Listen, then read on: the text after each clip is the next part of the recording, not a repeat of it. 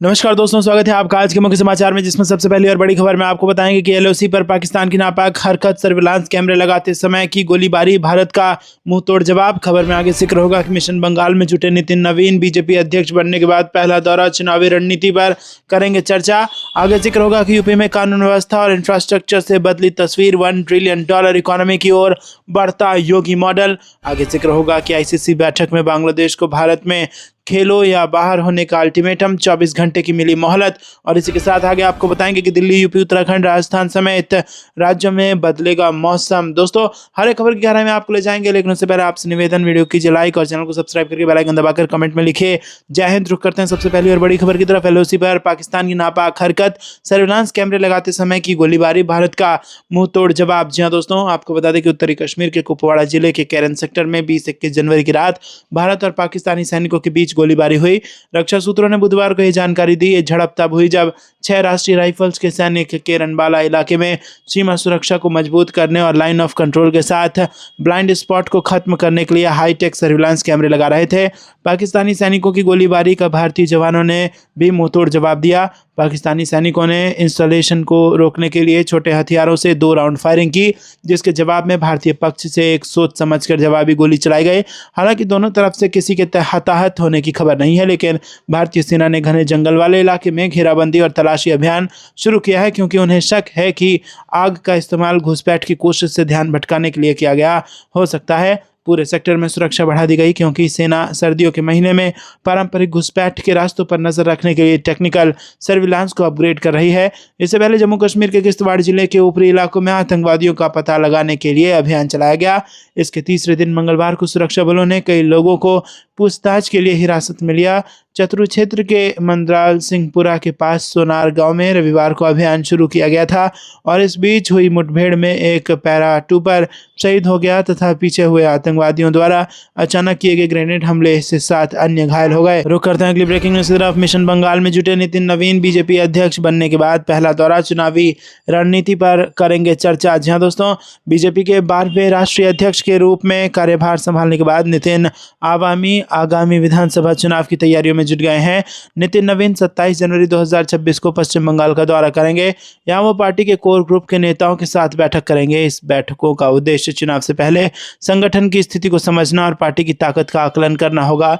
नितिन नवीन ने मंगलवार को बीजेपी के राष्ट्रीय अध्यक्ष के रूप में शपथ लिया। अध्यक्ष चुने जाने से पहले ही वो पश्चिम बंगाल बीजेपी के साथ संपर्क में थे। नामांकन दाखिल करने के बाद सोमवार रात उन्होंने राज्य बीजेपी अध्यक्ष समीक भट्टाचार्य, बालूरघाट से सांसद सुकांत मजूमदार और पार्टी के वरिष्ठ नेता अमिताभ चक्रवर्ती, सुनील बंसल, मंगल पांडे और अमित मालवीय से उन्होंने मुलाकात की थी। पार्टी के नए राष्ट्रीय अध्यक्ष राज्य संगठन के सभी स्तरों के नेताओं से मिलने की योजना बना रहे हैं, और इन बैठकों में पश्चिम बंगाल में चल रहे स्पेशल इंटेंसिव रिवीजन अभियान को लेकर पार्टी के रुख पर भी चर्चा होने की संभावना है। इसे लेकर तृणमूल कांग्रेस के वरिष्ठ नेता जयप्रकाश मजूमदार ने कहा कि ऐसे दौरों का कोई खास असर नहीं पड़ेगा। उन्होंने कहा कि पहले भी बीजेपी के केंद्रीय नेता यहाँ आए और चुनाव जीतने की कोशिश की, लेकिन वो सफल नहीं हुए। जेपी नड्डा ने भी राष्ट्रीय अध्यक्ष बनने के बाद कहा था कि वो संगठन की समीक्षा के लिए 2 बार पश्चिम बंगाल आएंगे, लेकिन यहाँ पर जब उन्हें समझ आ गया कि बंगाल में बीजेपी की कोई संभावना नहीं है, तो उन्होंने आना बंद कर दिया। रुक करते हैं अगली ब्रेकिंग न्यूज की तरफ। यूपी में कानून व्यवस्था और इंफ्रास्ट्रक्चर से बदली तस्वीर, $1 ट्रिलियन इकोनॉमी की ओर बढ़ता योगी मॉडल। जी हाँ दोस्तों, आपको बता दें योगी सरकार की सबसे बड़ी उपलब्धि प्रदेश की कानून व्यवस्था में आया आमूलचूल परिवर्तन है। संगठित अपराध और माफिया राज के विरुद्ध जीरो टॉलरेंस की नीति ने न केवल आम नागरिकों में भरोसा लौटाया, बल्कि निवेशकों के लिए भी सुरक्षा का माहौल तैयार किया। और यूपी में अब कानून व्यवस्था और इंफ्रास्ट्रक्चर से तस्वीर बदल गई है। $1 ट्रिलियन इकोनॉमी की ओर योगी मॉडल बढ़ रहा है। रुक करते हैं अगली ब्रेकिंग न्यूज की तरफ। आईसीसी बैठक में बांग्लादेश को भारत में खेलो या बाहर होने का अल्टीमेटम, 24 घंटे की मिली मोहलत। जी हाँ दोस्तों, आपको बता दें कि T20 विश्व कप 2026 की शुरुआत से पहले हुए विवाद पर हुई आईसीसी बोर्ड की बैठक में बांग्लादेश को अल्टीमेटम दे दिया गया है।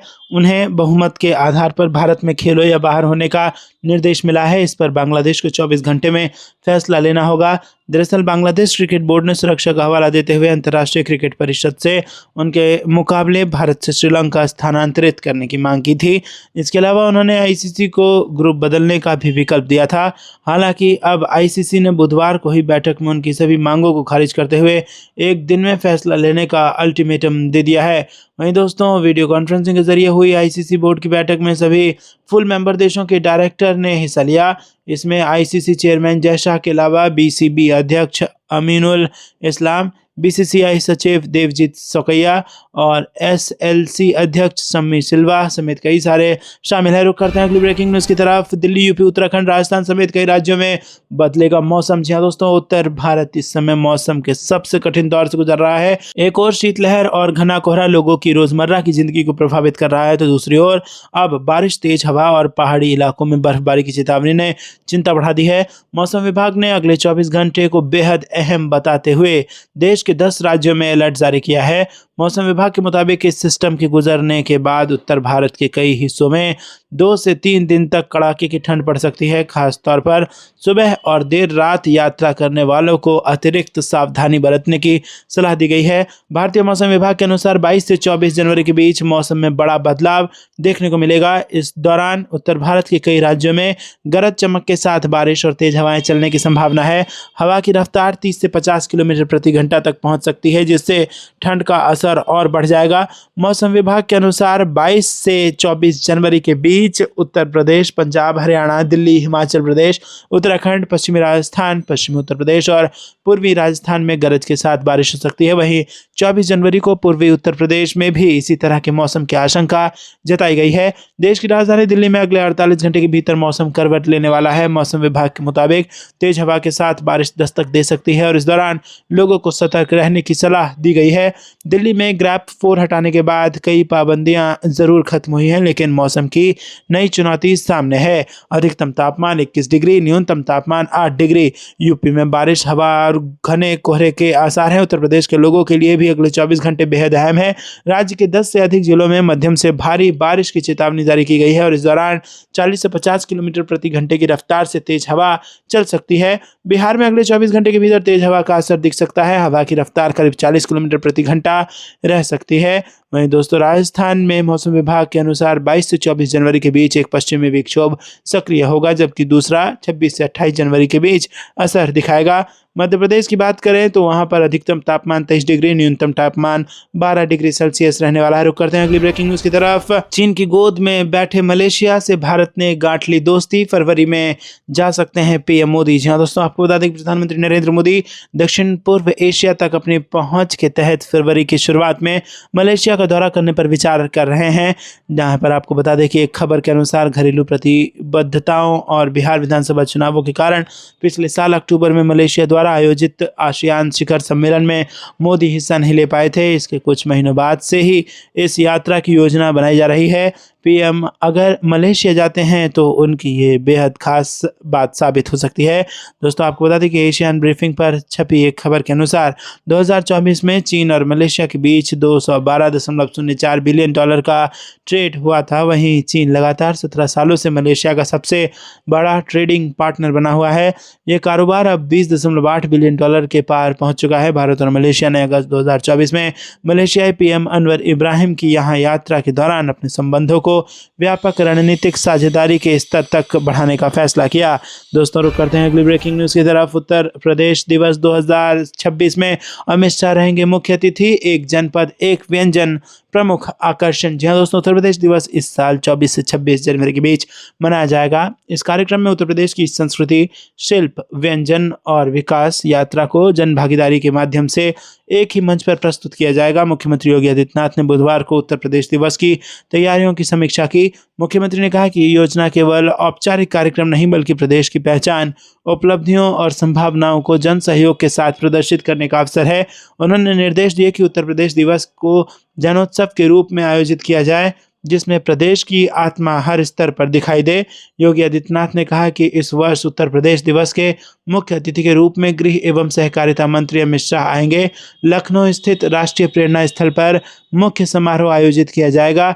विकसित भारत विकसित उत्तर प्रदेश की थीम पर आधारित विशेष प्रदर्शनी और शिल्प मेला आयोजित किया जाएगा। इसमें प्रदेश की विकास यात्रा, नवाचार, बुनियादी ढांचे, उद्योग, कृषि, महिला सशक्तिकरण और आत्मनिर्भरता की उपलब्धियों को प्रदर्शित किया जाएगा।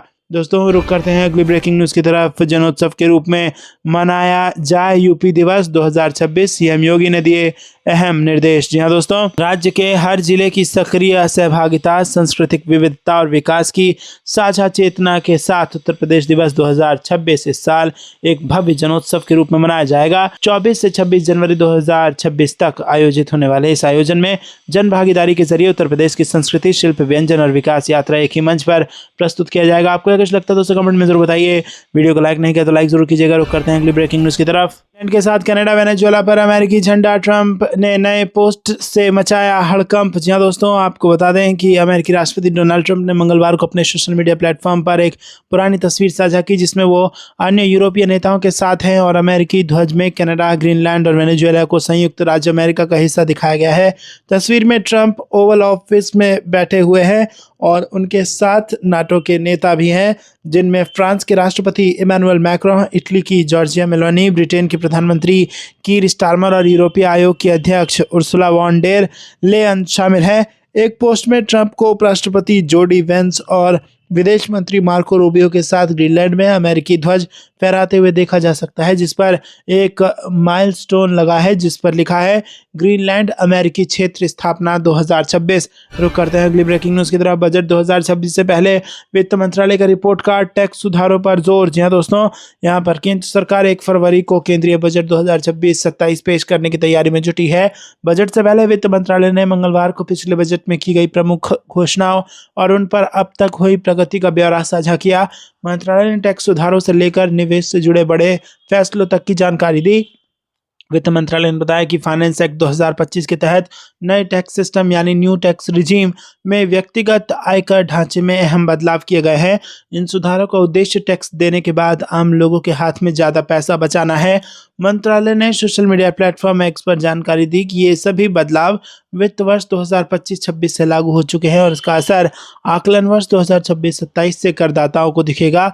वित्त मंत्रालय ने इनकम टैक्स बिल 2025 को भी एक अहम कदम बताया और इस बिल के जरिए भारत के करीब 6 दशक पुराने प्रत्यक्ष कर कानून को बदलने की तैयारी की है। वहीं सरकार का लक्ष्य है कि नया कानून निवेशकों का भरोसा बनाए रखे, टैक्स पेयर्स को राहत दे और टैक्स व्यवस्था को सरल बनाए। दोस्तों, टैक्स नीति में किए गए सुधारों में कॉर्पोरेट टैक्स भी शामिल है।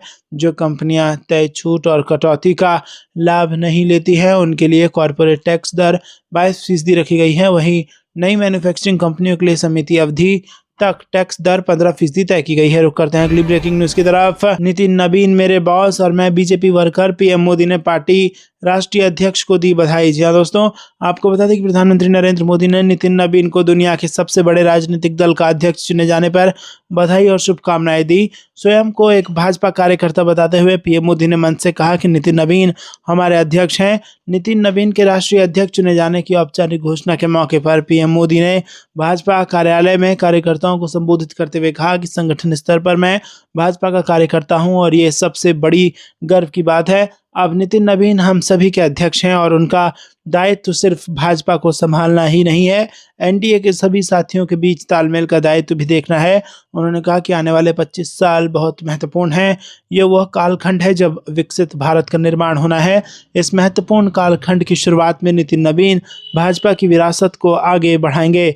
रुक करते हैं अगली ब्रेकिंग न्यूज़ की तरफ। प्रयागराज माघ मेला, स्वामी अभिमुक्तेश्वरानंद के शंकराचार्य पद पर कानूनी संकट, प्रशासन ने थमाया 24 घंटे का नोटिस। जी हाँ दोस्तों, आपको बता दें कि प्रयागराज माघ मेला प्राधिकरण ने स्वामी अभिमुक्तेश्वरानंद को एक औपचारिक नोटिस जारी कर उनके शंकराचार्य पद के दावे पर स्पष्टीकरण मांगा है। प्रशासन ने सुप्रीम कोर्ट में लंबित सिविल अपील संख्या 3010/2020 और 3011/2020 का संदर्भ देते हुए कहा कि अदालत ने अक्टूबर 2022 में ज्योतिष पीठ के किसी भी नए पट्टाभिषेक पर रोक लगा दी थी।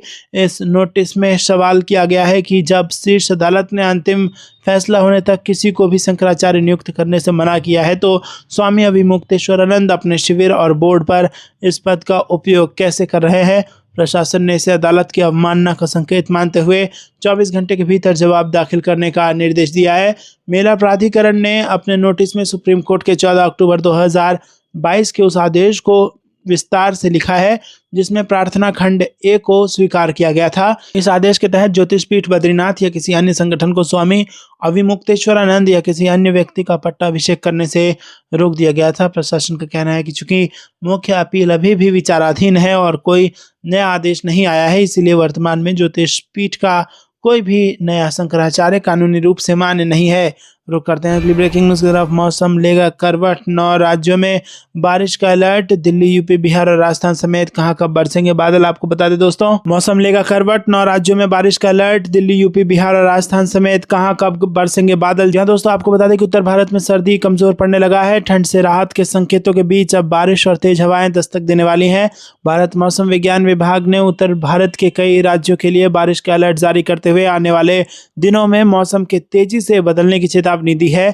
22 से 25 जनवरी तक बारिश का अलर्ट है। आईएमडी के मुताबिक 22 से 25 जनवरी के बीच उत्तर प्रदेश, हिमाचल प्रदेश समेत कुल 9 राज्यों में बारिश होने की संभावना है।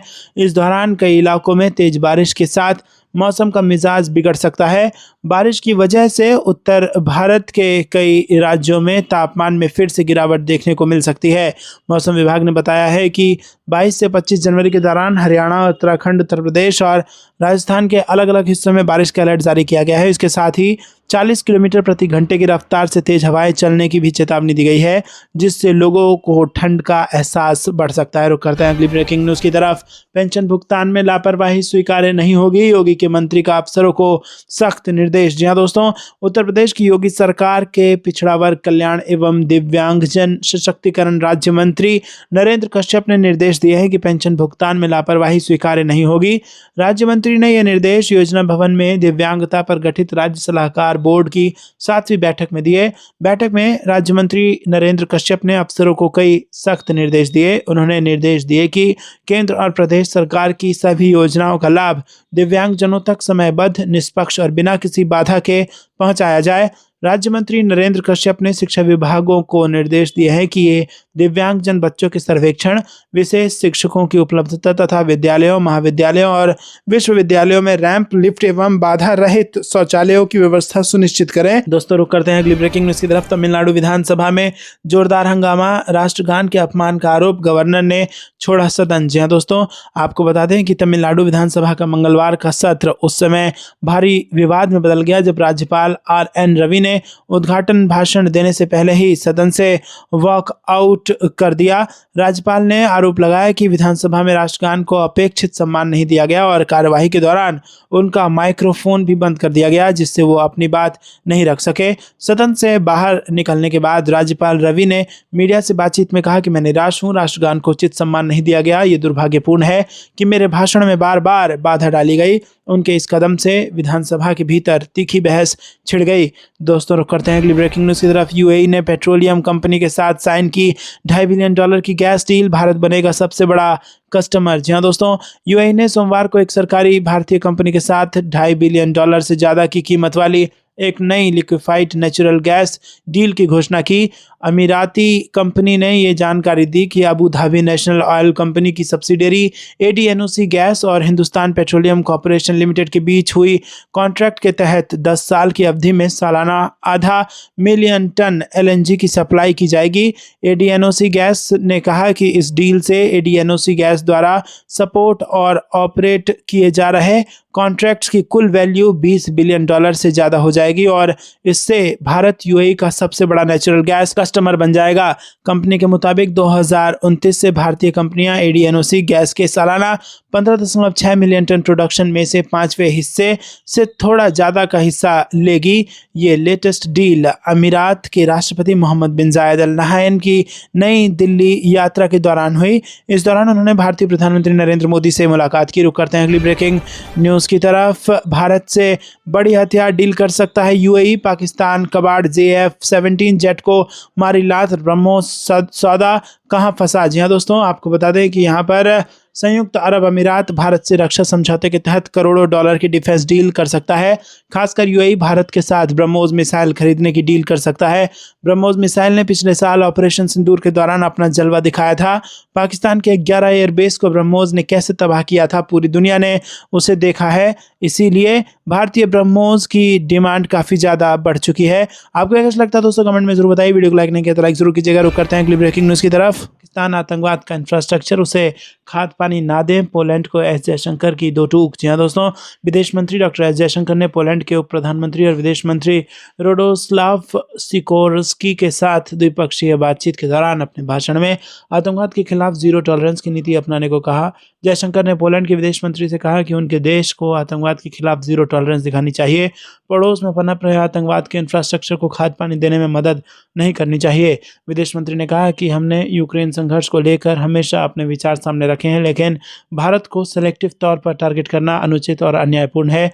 ये पूरी तरह बेबुनियाद है और ये इन्हें आज फिर दोहराता हूँ।